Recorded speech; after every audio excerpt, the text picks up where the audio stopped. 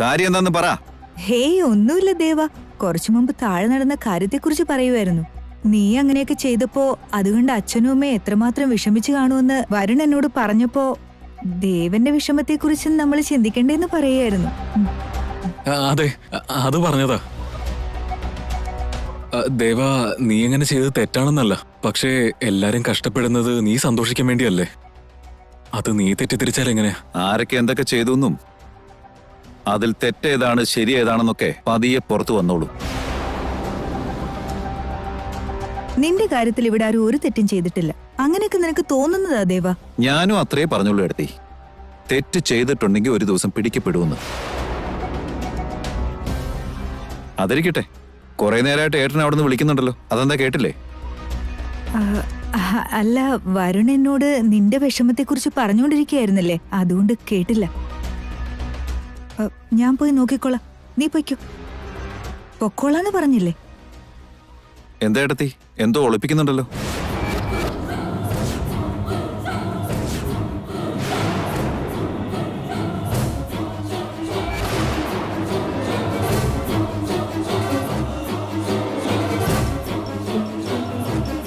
ഏയ്, ഒന്നുമില്ല ദേവ.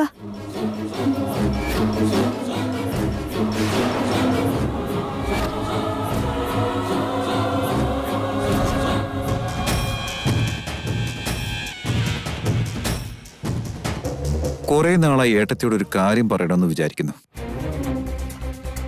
ഒരുത്തനൊരു മരത്തിന്റെ ചില്ല വേണമെന്നും പറഞ്ഞ് ആ ചില്ലയെ തന്നെ കേറിയിരുന്ന് മരം മുറിച്ചത്രേ.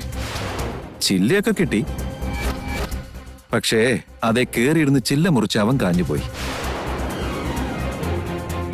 എന്തിനാ ഞാൻ പറഞ്ഞതെന്ന് മനസ്സിലായി കാണുമല്ലോ അല്ലേ? അജേട്ടന്റെ അടുത്തേക്ക് ചെല്ല്.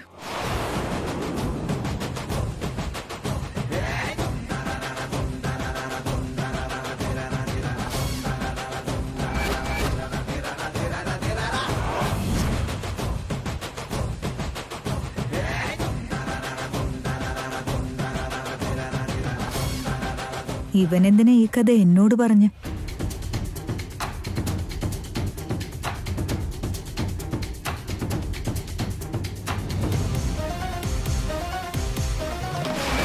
അജേട്ടൻ വീണ്ടും വിളിക്കുന്നുണ്ട്. ഞാൻ പൊയ്ക്കോളാം ദേവാ.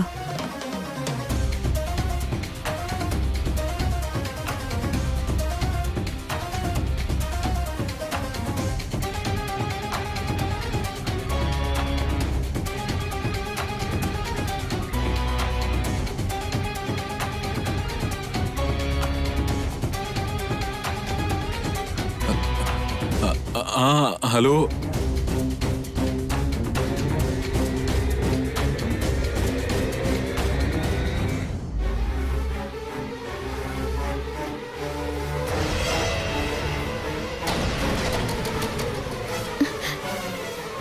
ഇതെവിടുന്ന് ഈ കടലാസ്? ദേവേട്ടനെ കാണിക്കാം.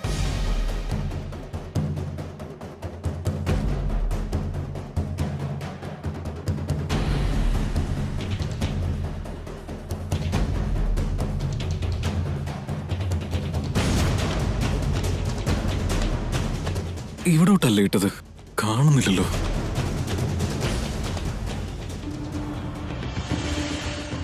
എന്താ കാര്യം? കപ്പല് മുങ്ങിപ്പോയായിരുന്നോ? വീട് മുഴുവൻ കേൾക്കുന്ന രീതിയിൽ എന്തിനാ കിടന്ന് നിലവിളിച്ച്? എന്താ വേണ്ടതെന്ന് പറ. എനിക്കൊന്നും വേണമെന്നില്ല, നിനക്ക് വേണ്ടിയാ വിളിച്ച്. നിന്റെ അമ്മ ഫോൺ ചെയ്തിരുന്നു. എന്റെ അമ്മ നിങ്ങക്ക് ഫോൺ ചെയ്തു? അതെന്താ എന്നെ വിളിക്കാഞ്ഞ്? അമ്മ എന്തെങ്കിലും നല്ല കാര്യം പറഞ്ഞാ നമുക്ക് കേൾക്കുന്ന സ്വഭാവം ഇല്ലല്ലോ, അതുകൊണ്ടാ നിന്നോട് പറയാൻ പറഞ്ഞ് എന്നോട് പറഞ്ഞത്. ഞാൻ പറയുന്നത് അനുസരിക്കില്ലെന്ന് അവർക്കറിയില്ലല്ലോ. പക്ഷെ പാവം നിരാശപ്പെടുത്തണ്ടെന്ന് കരുതി. വാചകം എടി നിർത്തിയിട്ട് ആദ്യം കാര്യം എന്താണെന്ന് പറ. നിന്റെ ജാതകം അവരാരെയോ കാണിച്ചു എന്നത്രേ. നിന്റെ സമയം ഒട്ടും നന്നല്ല, ഒന്ന് സൂക്ഷിക്കണേന്ന് പറയാൻ പറഞ്ഞു. DNA റിപ്പോർട്ടിനെ പറ്റി ആയിരുന്നില്ലേ? എന്താ ഏട്ടത്തി, എന്തോ ഒളിപ്പിക്കുന്നുണ്ടല്ലോ.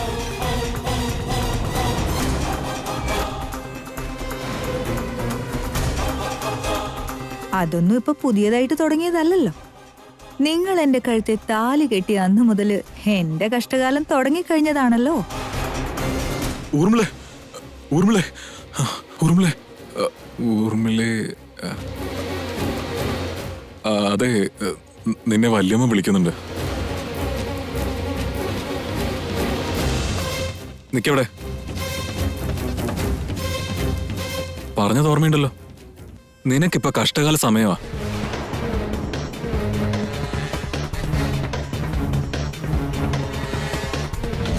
അയ്യോ, ദേവേട്ടൻ പാല് ചോദിച്ചിരുന്നല്ലോ.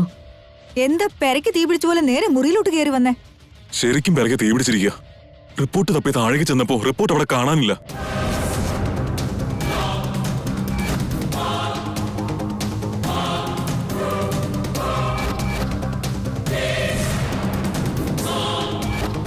നിന്റെ ജാതകം അവരാരെയോ കാണിച്ചു എന്നത്രേ.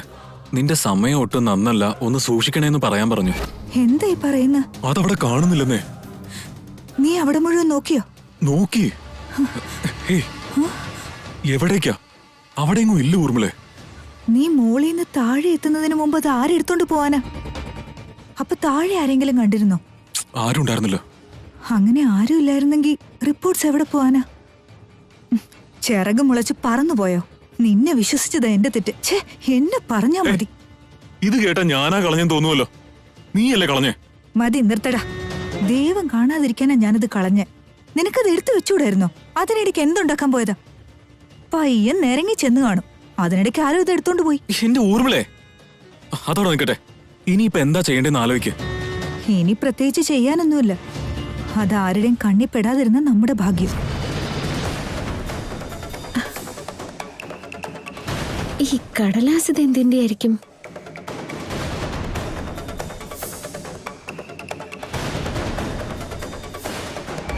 ആരുടെങ്കിലും കൈ കിട്ടിയാ നമ്മുടെ കഥ അതോടെ തീരും. അവള് വൈശാലിയല്ലെന്നും വൈദേഹിയാണെന്നും എല്ലാരും അറിയും.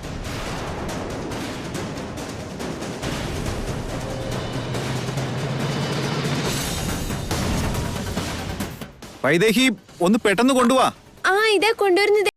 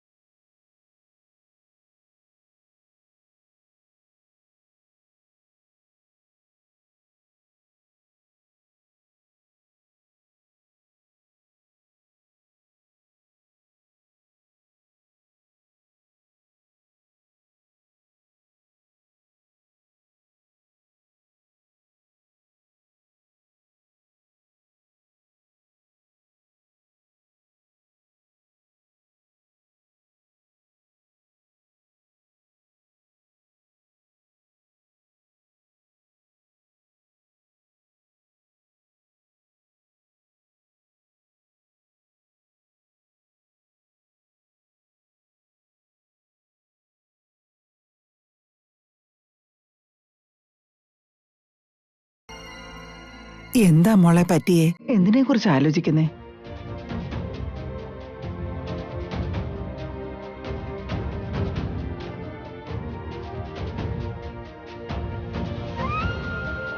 അവള് വേറെന്താ ആലോചിക്കാനാ എന്തു അമ്മേ? വൈദേഹിയുടെ ഓർമ്മകളിൽ നിന്നും ദേവനെ അകറ്റി നിർത്താൻ പെടാപ്പാട് പെട്ടിട്ടും അതേ ഓർമ്മകൾ സ്വന്തം കൈകൊണ്ട് എടുത്ത പോലെ എടുത്തെടുത്ത് വെക്കേണ്ടി വന്നില്ലേ?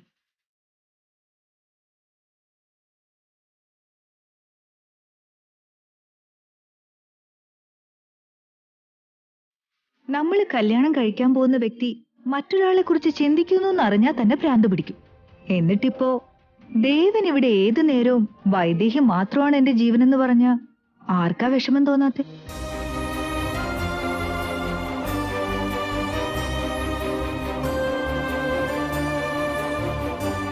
ദേവന്റെ മനസ്സിൽ ഇനി ഒരിക്കലും സ്ഥാനം കിട്ടില്ലെന്ന് അവൾക്ക് തോന്നിക്കാണും.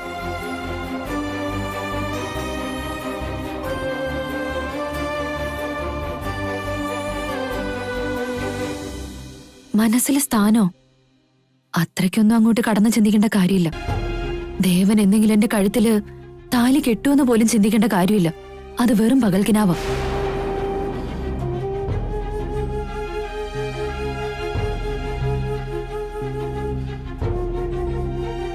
കേവലം ഒരു കേസ് വാദിക്കാൻ വേണ്ടി മാത്രം എത്തിയതാ ഞാൻ. പണി കഴിഞ്ഞതും തിരിച്ചു പോകാതെ എന്തിനു പിന്നെ ഇവിടെ നിൽക്കണം? എന്തിനു വേണ്ടി ദേവന്റെ സങ്കടത്തില് ഒരു താങ്ങാവണമെന്ന് ചിന്തിക്കണം? ഹ്, ദേവന്റെ നല്ലതിനു വേണ്ടി ചിന്തിച്ച് ഒടുവിൽ ഞാൻ തെറ്റുകാരിയായി മാറുമെന്നാ ഇപ്പൊ എന്റെ ഉള്ളിലെ പേടി. ഈ കുടുംബത്തെ സഹായിക്കാൻ വന്നവളാ നീ. പിന്നെ നീ എങ്ങനെ മോളെ തെറ്റുകാരിയാവുന്നെ? ഒരുപക്ഷെ വൈദേഹി ജീവനോടെ ഉണ്ടായിരുന്നെങ്കിൽ അവരെ തമ്മിൽ പിരിക്കാൻ ശ്രമിക്കുന്നത് തെറ്റായനെ. ഇല്ലാത്ത വൈദേഹിക്ക് വേണ്ടി ദേവൻ കിടന്ന് പെടയുന്നത് കണ്ടിട്ടല്ലേ നമ്മൾ ഇങ്ങനെയൊക്കെ ചെയ്തത്. അതിൽ യാതൊരു തെറ്റുമില്ല. ഇന്നവൻ വിഷമിച്ചാലും നാളെ അത് മനസ്സിലാക്കും. കൗസല്യേ, അവന് മനസ്സിലാക്കി കൊടുക്കേണ്ടത് നമ്മളാ. നീ പോയി ആ മംഗളഗൗരി മാലയും എടുത്തുകൊണ്ട് വാ.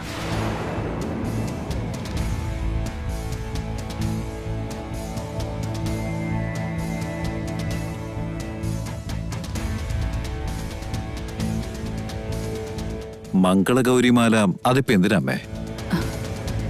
എടുത്തോണ്ട് വരട്ടെ അമ്മേ. പറയാം, നീ പോയി എടുത്തുകൊണ്ട് വാ.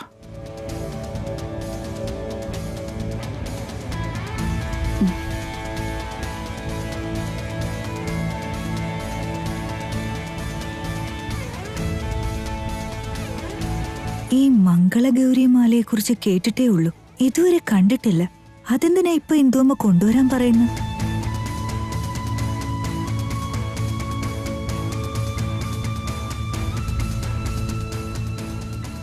ഇതാ അമ്മേ മാല.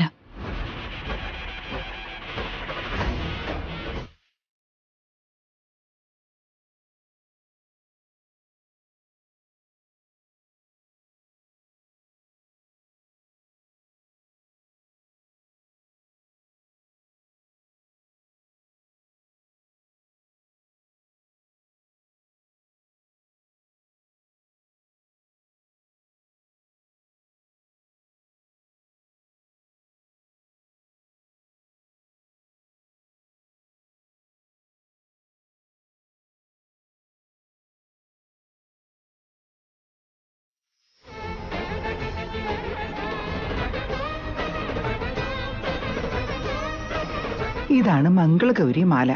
പരമ്പരാഗതമായി ഈ വീട്ടിലെ മരുമകൾക്ക് മാത്രം അവകാശപ്പെട്ടതാ. ഇത് കഴുത്തിലിട്ടാ ആ മംഗളഗൗരി നിനക്ക് കൂട്ടാകും, മംഗല്യഭാഗ്യം നൽകി അനുഗ്രഹിക്കും. ദാമ്പത്യ ജീവിതത്തിൽ ഒരു പ്രശ്നവും ഉണ്ടാകില്ല. ഭാര്യയ്ക്കും ഭർത്താവിനും സ്നേഹം കൂടും. മനസ്സിൽ എന്തെങ്കിലും പ്രശ്നമുണ്ടെങ്കിലും എന്തെങ്കിലും പേടിയുണ്ടെങ്കിലും എല്ലാം മാറിക്കിട്ടും.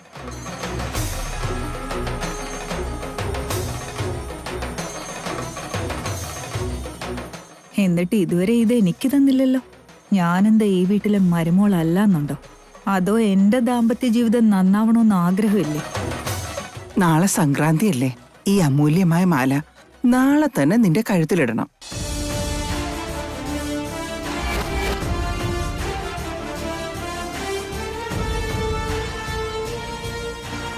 അല്ലേ ഇന്ദുവമ്മേ, ഈ വീട്ടിലെ മരുമോൾക്കല്ലേ ഈ മാല കൊടുക്കേണ്ടത്?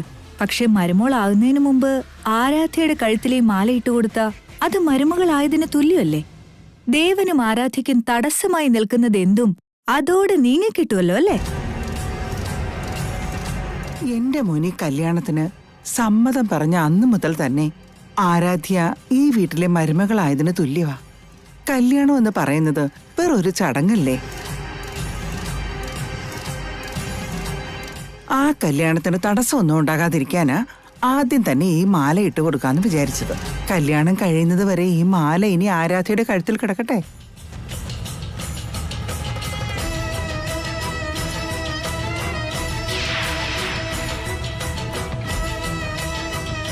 നിനക്കിതിനെന്തെങ്കിലും പറയാനുണ്ടോ ദാസ? ഞാൻ അവൾക്ക് വാക്ക് കൊടുത്തതല്ലേ, അമ്മയ്ക്ക് എന്തും തീരുമാനിക്കാം. എനിക്കതിൽ യാതൊരു എതിർപ്പുമില്ല. കൗസല്യേ, ഈ മാല പൂജാമുറി കൊണ്ടുവെക്ക്. നാളെ നേരം വെളുക്കുമ്പോൾ മോടെ കഴുത്തിലിട്ട് കൊടുക്കാം.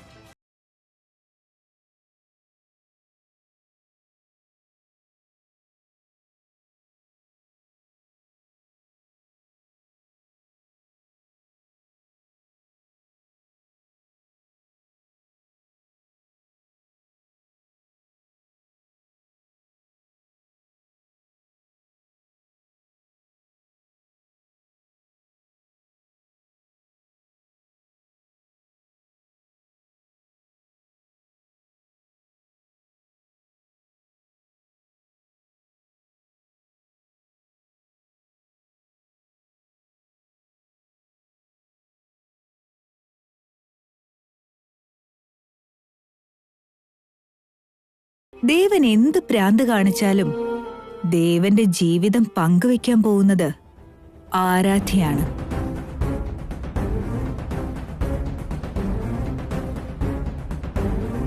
ചേച്ചിയുടെ ആഗ്രഹം കൊള്ളാം, പക്ഷെ അവകാശം എനിക്കാ. അർഹതയില്ലാത്തതിന്റെ പുറകെ നമ്മൾ എത്ര നടന്നാലും അത് നമുക്ക് കിട്ടില്ല. ഈ സത്യം ചേച്ചിക്ക് പെട്ടെന്ന് തന്നെ മനസ്സിലാവും. അന്ന് നിരാശപ്പെട്ടിട്ട് കാര്യമൊന്നും ഉണ്ടാവില്ല.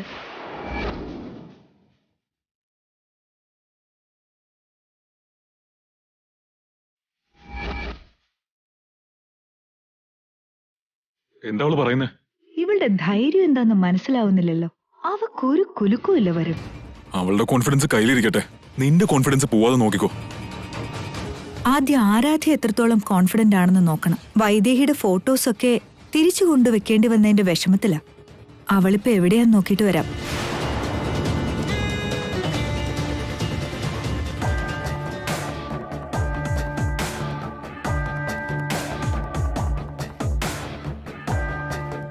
ആരാധ്യേ, നീ എന്താ ഇങ്ങനെ ആലോചിച്ചു കൂട്ടുന്നെ? സന്തോഷം ആഘോഷിക്കേണ്ടതിനു പകരം അന്തം വിട്ട് ആകാശത്തോട്ട് നോക്കിയിരുന്നിട്ട് വല്ല കാര്യമുണ്ടോ? എന്തിനാ ആഘോഷം? പുറത്തു കൊണ്ടുപോയി കളഞ്ഞ വൈദേഹിയുടെ ഫോട്ടോയും സാധനങ്ങളും തിരിച്ചെടുത്തോണ്ട് വന്ന് റൂമിൽ വെക്കേണ്ടി വന്നതിനോ? ചേടാ, ഇപ്പോഴും അത് തന്നെ ആലോചിച്ചോണ്ടിരിക്കുവാണോ? അവളുടെ ഫോട്ടോ ആ മുറിയില് ഒരു മൂലക്കിരിക്കും. പക്ഷെ ദേവന്റെ കൂടെ ജീവിക്കാൻ പോകുന്നത് നീയാണ്. അങ്ങനെ ആഗ്രഹിക്കാൻ മാത്രമേ പറ്റുന്നുള്ളൂ. വിചാരിക്കുന്ന പോലെയൊന്നും നടക്കുന്നില്ലല്ലോ. ഹാ, മംഗളഗൗരി മാല നിന്റെ കഴുത്തേലോട്ട് വീഴാൻ പോവാ. പിന്നെ എല്ലാം ശരിയായിക്കോളും. ആ മാല ഇടുന്നത് കല്യാണം കഴിയുന്ന പോലെ അല്ലല്ലോ. ഞാനിരുന്ന് വിഷമിക്കുന്നത് കണ്ടിട്ടാ ഇന്ദുവമ്മ ഇങ്ങനെ ഓരോന്നൊക്കെ ചെയ്യുന്നത്. അല്ല, നിങ്ങളുടെ ബന്ധത്തിന് ആക്കം കൂട്ടാൻ ആ മാല ഉപയോഗപ്പെടും. നീ എത്രമാത്രം ഭാഗ്യവതിയാണെന്നുള്ളത് നിനക്ക് മനസ്സിലാവാഞ്ഞിട്ടാ. കല്യാണം കഴിഞ്ഞ് ഇത്ര നാള് കഴിഞ്ഞിട്ടും ഇന്നുവരെ ഞാൻ അങ്ങനെ ഒരു മാലയെക്കുറിച്ച് കേട്ടിട്ടേ ഉള്ളൂ, കണ്ടിട്ട് പോലുമില്ല. വൈദേഹി ഇവിടെ എല്ലാവർക്കും ജീവനായിരുന്നല്ലോ. വൈദേഹിക്ക് പോലും അവരിത് കൊടുത്തിട്ടേ ഇല്ല. അങ്ങനെയുള്ളത് കല്യാണത്തിന് മുമ്പ് തന്നെ നിന്റെ കഴുത്തിലേക്ക് ഇട്ടു തരുന്നത് നീ എത്രമാത്രം ഭാഗ്യം ചെയ്തവളായതുകൊണ്ടാ. ലോട്ടറി അടിച്ചതിന് തുല്യമല്ലേ? ആർക്കും കിട്ടാത്ത ഭാഗ്യമാ നിനക്ക് കിട്ടിയിരിക്കുന്നത്. ആ മാല കഴുത്തിലിട്ട് ഭംഗി കാണിച്ചു നടക്കാൻ എനിക്ക് തീരെ താല്പര്യമില്ല. പകരം ദേവൻ കെട്ടുന്ന താലി എനിക്ക് വേണ്ടത്. വൈദേഹി എന്ന പേര് പോലും ഈ വീട്ടിൽ എല്ലാവരും മറന്നിരിക്കണം. നീ ആ മാല ഇട്ട് കഴിഞ്ഞ ഈ പറഞ്ഞതെല്ലാം നടക്കും. വിഡ്ഢിത്തമാണ് ഊർമിളെ. നമ്മൾ വിചാരിച്ചത് നടക്കണമെങ്കിൽ ആ മാല എന്റെ കഴുത്തിലല്ല വീഴേണ്ടത്, വൈശാലിയുടെ കഴുത്തില്.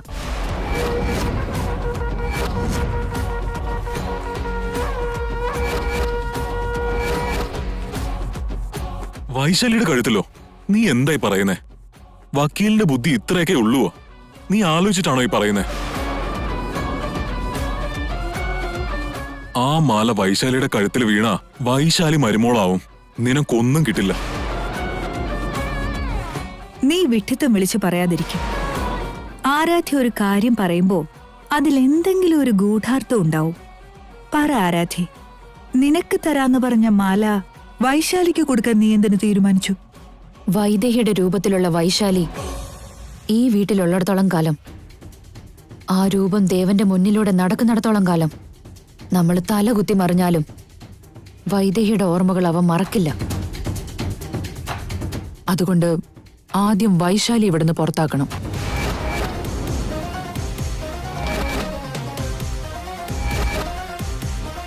വൈശാലിയെ പുറത്താക്കുന്നത് നിൽക്കട്ടെ, പിന്നെ എന്തിനാ നീ വൈശാലിക്ക് മാല കൊടുക്കുന്നത്? എനിക്കൊന്നും മനസ്സിലാവുന്നില്ല. ഇതില് മനസ്സിലാവാതിരിക്കാൻ എന്താ ഉള്ളേ? എന്റെ കഴുത്തിൽ വീഴേണ്ട മാല വൈശാലിയുടെ കഴുത്തിൽ വന്നാലല്ലേ വൈശാലി ഇവിടുന്ന് പുറത്തു പോകൂ. എനിക്ക് കാര്യം പിടികിട്ടി.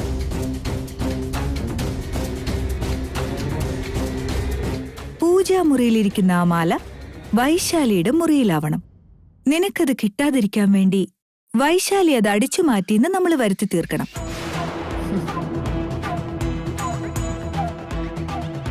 ഒരു മോഷ്ടാവിനെ ആരും വീട്ടിൽ നിർത്തില്ല. അപ്പൊ തന്നെ